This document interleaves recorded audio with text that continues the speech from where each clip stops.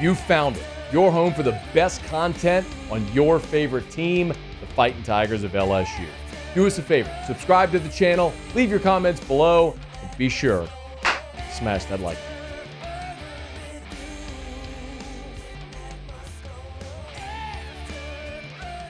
So in my entire lifetime of watching LSU and now as an adult covering LSU, I can remember two games in my lifetime, now 3, where the result shifted so dramatically in the game.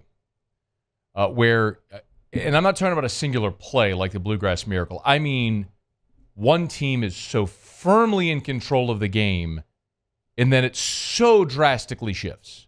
One was the interception game in 1994 against Auburn. If you're not old enough to remember it, LSU led 23-9 entering the fourth quarter. Auburn was on something like a 13-14 game win streak. They were undefeated in 1993 under Terry Bowden and were undefeated at that point to start the 94 season. LSU was in the final year of Curly Holman. They were dreadful. And then Jamie Howard threw 5 fourth quarter interceptions. The other was 2005 against Tennessee, that Monday night where LSU led 21-0 at the half. And even people remember the halftime score, which you may forget is that LSU led 24-7 going into the fourth quarter. LSU led by 17 going into the fourth quarter, and Tennessee scored 17 unanswered in the fourth and then won it in overtime. Saturday is now in that number. And there are two really contrasting components to that football game. It's how LSU built its lead, and then how they lost it, and ultimately lost the game. Let's talk about how LSU built the lead first. At halftime, you were up 17-7, and you had 283 yards of offense. Let me say this again. At halftime, you had scored 17 points on the road in College Station in front of 108,000 people screaming their heads off, all painted in black, and you're thinking, yo, they dressed in black for their own funeral. LSU had 283 yards. You were pacing for nearly 600 yards of offense. So everyone telling me about Mike Elko's defense, LSU was faring just fine. The lead could have been bigger.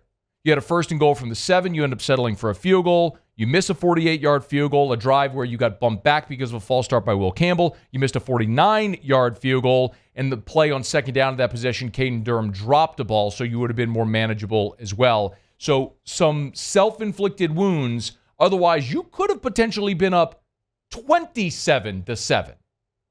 But you weren't. We all went to half thinking, kind of like Arkansas, and you're dominating this game, but the lead should be bigger. Your defense was incredible. They were nearly flawless. Connor Wegman was 5 of 14 for 49 yards in the first half. You had sacked him twice. You forced a fumble, gave yourself a short field. A&M's possessions through their first 2 possessions of the third quarter were punt, fumble, touchdown, punt, punt, downs, punt, punt. You were absolutely suffocating them. I was doing pregame with Hanny and Muse on Eagle 98.1, and Hannegriff asked me, do you remember this, Muse? Hannegriff asked me, said, if I asked you to describe Connor Wegman in one word, what would you say? What did I say, Muse? What was the word I said? Stinks. Stinks. Was I right? Yeah. Yeah. Connor Wegman stinks. You ain't got to know a lot about football to see it. He stinks. Everyone's like, the Missouri game. Go back and watch the Missouri game. I don't need to get into that. He stinks. And you had a perfect plan for him. And you were executing that plan to perfection. You were so thoroughly dominating that game to that point. So thoroughly dominated the game, they benched their quarterback. They benched the quarterback. That's how much you were dominating the football game.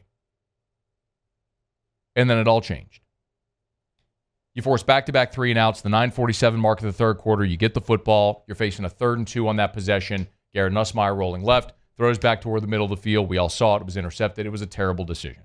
And you could say, and T-Bob and I had this conversation on Whiskey and Wine, you take the good with the bad with Garrett Nussmeier. There's a play in the first half where he's rolling right on a 3rd down, and it was 3rd and 15. He's rolling right. He finds Kyron Lacey for 32 yards where he throws back toward the middle. I went back and looked at the play. First of all, he's rolling right instead of rolling left. He throws it short so Lacey can come back to it, puts it in a place where only Kyron Lacey is going to get to it. He didn't put the ball in harm. He took a shot, but he didn't put the ball in harm's way. Rolling left, throwing back toward the middle to a receiver that's not open. When you're up 10 midway through the third quarter, that's inexcusable. It's a very poor decision. There's no way around it. I'm not going to crush Garrett Nussmeier altogether. There's a lot that went wrong, but that is the seminal moment where the whole thing shifted. That interception, and then, of course, putting Marcel Reed into the ball game for Texas A&M was the Hail Mary from Mike Elko. He realized, we are not doing anything today with this quarterback against that defense. We got to do something different. Let's see if this freshman can do something. And do something he did. They went touchdown, touchdown, touchdown, touchdown, field goal. LSU did not get a stop once Marcel Reed entered the game. Now, 3 of those drives were 8 yards, 26 yards, and 29 yards because they came off of interceptions. You still outgained them for the game, but make no mistake about it. You had no plan for Marcel Reed. That was very evident, and they actually acknowledged it. We'll get to that in a second. And even still, you had a shot. You're down 28-17. There's 14:02 to play in the ball game. You go on a 9-play, 78-yard touchdown drive to pull within 28-23. The 2-point conversion is no good, but you're within a score. You're within a score. There's 9 minutes to play in the ball game. And you think maybe they've weathered the storm. Reed came in. They got a couple of scores. They've got the lead. Now you've got it back to one possession. Go get a stop. Go get a stop. Take a breath. Go get a stop. Score, take the lead back, and get out of here with a win. Instead, on the first play, Reed went down the seam for 54 yards. And 2 plays later, they were in the end zone, and that was essentially ball game. Nuss throws another interception. They had a field goal, and that was it. 2 things can be true at the same time. LSU blew it, and A&M made plays to win it. Both of those things can be true.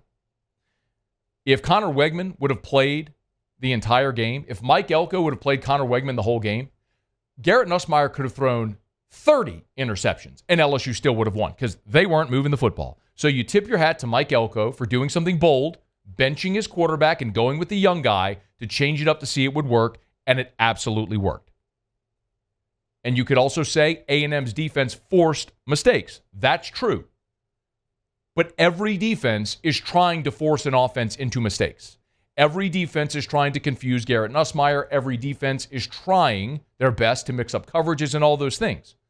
We have a very lofty expectation of Garrett Nussmeier in this offense. And I understand the running game was abysmal. Again, a lot of it, especially when you got behind late, was you had no option. You just had to sit there and throw the ball, and Nuss was a sit and duck, and the pressure came in those moments. But you expect Nuss to be great. And he's been great so much. I'm not going to crush Garrett Nussmeier for a bad quarter and a half of football when primarily he's the reason you're sitting there Saturday, one of only 2 undefeated teams in the SEC and with a double-digit lead on the road. He's been awesome. Played a bad quarter and a half. Hopefully he grows from it, learns from it, he's better next time. But I will say this. The feeling I had immediately post-game was, man, it was so disappointing that Reed came in and you couldn't handle the running quarterback, especially when a week before you prepared for the running quarterback against Arkansas. And then Greg Penn, after the game, said the thing that set me off. This is what, if you didn't hear it, this is what LSU's number 18, middle linebacker, green dot, right? I mean, he's the one with the helmet comm on the field, the quarterback of your defense. This is what Greg Penn said after the game. Well, it's hard to say right now, but, I mean, we didn't really prepare for it, honestly. I mean, we didn't think that he was going to come in the game. So, I mean, him coming in the game kind of caught us off guard, I would say. I mean, we didn't prepare for it. We didn't really prepare for it, to be honest. We didn't think he was going to come in the game. We didn't have a plan for it. That is wholly inexcusable. That is the singular greatest example of gross negligence from Brian Kelly and Blake Baker since they've been here. And I like them a lot. I've championed them a lot. I think Brian Kelly's going to win a championship here. I do. And I think Blake Baker clearly has turned this defense around 180 from what they were. Just look at the first half. You were so dominant executing your plan. But they pivoted, and you did not have a plan for their counterpunch. And that is inexcusable. Marcel Reed started 3 games. Marcel Reed won at Florida. Marcel Reed won in Jerry World against Arkansas. After LSU, he has played now in 6 of their 8 games. To not have a plan for that possibility is wholly unacceptable on every level. If there's any bit of good news, it's that you had played yourself into a situation where you had margin. You had margin for error. Well, now you gave it up. So you get an open date. You got 4 games to go. You're at home against Bama. You're at Florida. You're home against Vandy, Oklahoma. 3 of your 4 are at home. You're going to be favored very likely in 3 of the 4. We'll see what the line looks like against Bama. You've got no margin for error. Go win 4 games, which you're capable of doing, and you're in the playoff. And then we'll see. Maybe you get a home game. God, how awesome would that be? December football in Tiger Stadium in a playoff. God, it'd be phenomenal. Maybe. Or maybe you travel. I don't know what it'll look like. But you got 2 weeks to get healthy and to get ready. And by the way, BK, Blake, maybe over the next 2 weeks, prepare for the running quarterback. Because that's what beat your ass last year in Tuscaloosa, and it beat you Saturday night at Kyle Field. Because you didn't have a plan. Inexcusable. Hey, thanks so much for watching. Please leave your comments. I love to interact. And be sure to hit the red subscribe button below.